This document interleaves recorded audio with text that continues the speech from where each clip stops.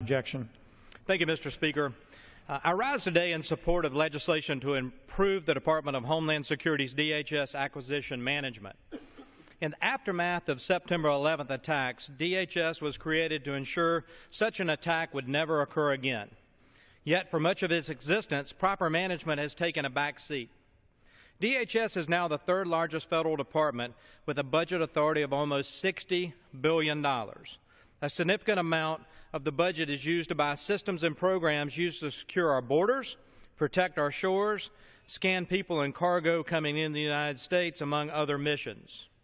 Unfortunately, many of these major acquisition programs cost more, they're late, or they do less than is expected.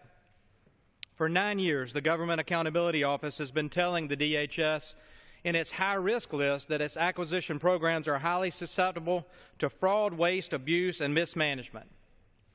In addition, the DHS Inspector General has identified acquisition management as a major management challenge for DHS, and its audits have found serious mismanagement in TSA body scanners and canine teams, failures to improve radio systems, and waste in CBP and Coast Guard helicopters. Although DHS has taken steps to implement an acquisition policy with elements of commercial best practices and put mechanisms in place to review programs, it has routinely failed to hold programs accountable. This must change.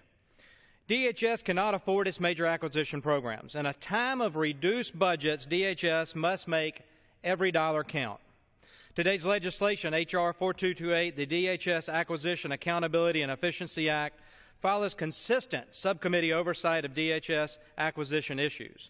In the 112th Congress, the subcommittee published in August 2012 providing recommendations to DHS to correct weaknesses in its acquisition and contracting practices. This report went unheeded, and the weaknesses remain to this day.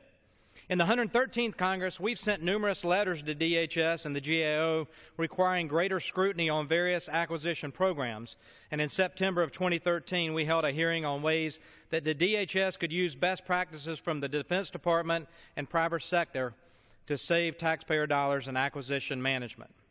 In view of these efforts, I'm pleased at the bipartisan cooperation that the ranking member and I have had in drafting H.R. 228, and I'm grateful for the strong support this bill has received. I would also like to note letters of support from the Project Management Institute, Security Industry Association, Professional Services Council, Tech America, IT Alliance for Public Sector, and the American Conservative Union. Business executives for national security have also stated its support publicly. This bill addresses DHS acquisition problems in several ways. First, it requires leadership accountability from the Chief Acquisition Officer and components in following federal law, the Federal Acquisition Regulation, and DHS Acquisition Management Directives. Second, it requires discipline. Every major acquisition program must have an Improved Acquisition Program Baseline, an APB, which is a vital document that DHS programs need to measure performance, manage cost growth, and schedule slips. And the Acquisition Review Board must validate acquisition document of programs. Third, it provides clarity for American businesses by authorizing the Chief Procurement Officer to serve as the main liaison to industry and oversee a certification and training program for DHS's acquisition workforce.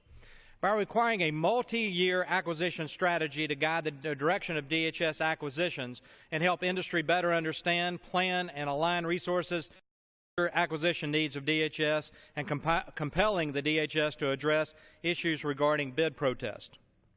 Fourth, this bill increases transparency.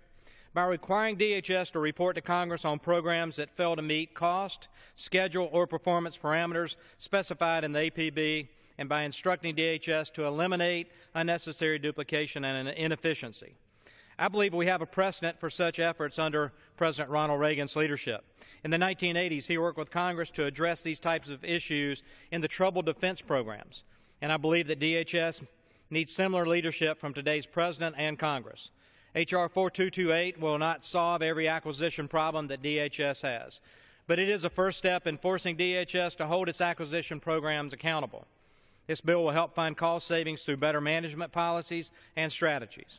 This is essential if our government is ever going to climb out of the $17.5 trillion worth of debt that we have. It starts one good decision at a time, and DHS can make a difference by improving its acquisition management and by thinking more strategically about its acquisition choices. The American people deserve nothing less. I want to urge my colleagues to support the bill, and I reserve the balance of my time. The gentleman reserves